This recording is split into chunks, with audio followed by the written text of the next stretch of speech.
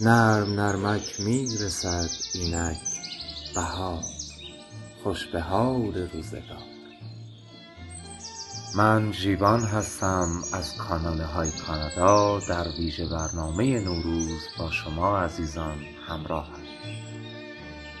در باب پیشینه و پیدایش نوروز سخنها بسیار است. فردوسی نوروز را روز بر تخت نشستن جمشید پادشاه اساتیدی ایران می‌داند و از این روز چنین یاد می‌کند: به فر کیانی یکی تخت ساخت، چه مایه بدو گوهر اندر نشاخت. چو خورشید تابان میان هوا، نشسته بر او شاه فرمانروا. جهان انجمن شد بر آن تخت او، شگفتی فرو ماند از بخت او.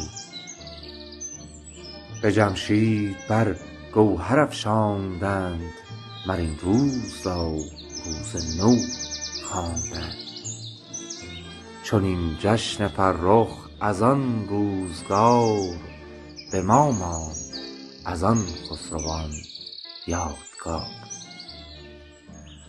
و اما دکتر ژاله آموزگار، استاد زبانهای باستانی و اساطیر ایرانی، با گریز به داستان جمشید بهانه آفرینش نوروز را فزونی نیروهای شر و اهریمنی دانسته و در این باره چنین می‌گوید: چون اهریمن بر جهان غلبه یافت و جهان به سمت تاریکی و نابودی رفت، پس جمشید پادشاه پیشدادی به فرمان اورمزد بر اهریمن و نیروهای اهریمنی تاخت و با پیروزی بر نیروهای شر، جهان بار دیگر به سمت سرسبزی و طراوت و شادابی رهنمون گشت. پس مردم این روز را روز نو یا نوروز نامیدند.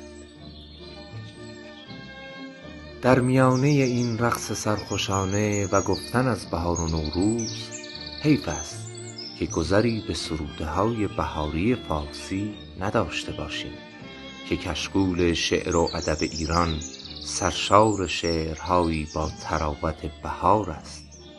چرا که طبع ایرانیان با شادزیستی و شادخواری گره خورده، طبعی که طبعاً شعر ترانگیزد.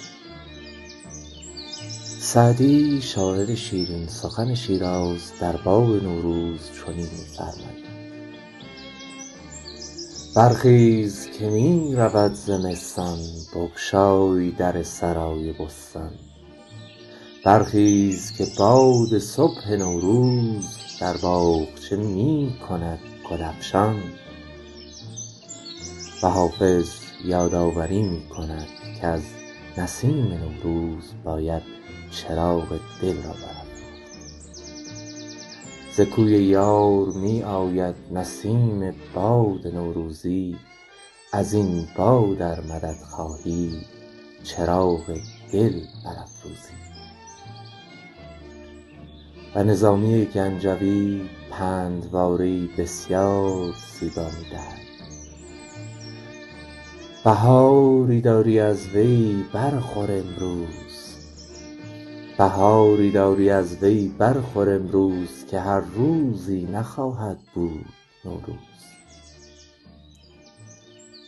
و همین مضمون را شاعر هم عصر ما فریدون مشیری چنین تکرار می‌کند: ای دریغ از تو اگر چون گل نرقصی با نسیم، ای دریغ از من اگر مستم نسازد آفتاب.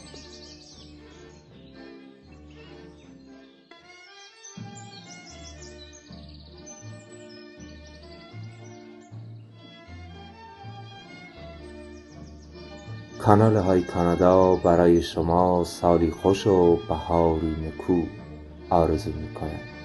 دلهایتان شادمان، روزگارتان سبز و روشن، نوروزتان پیروز باد.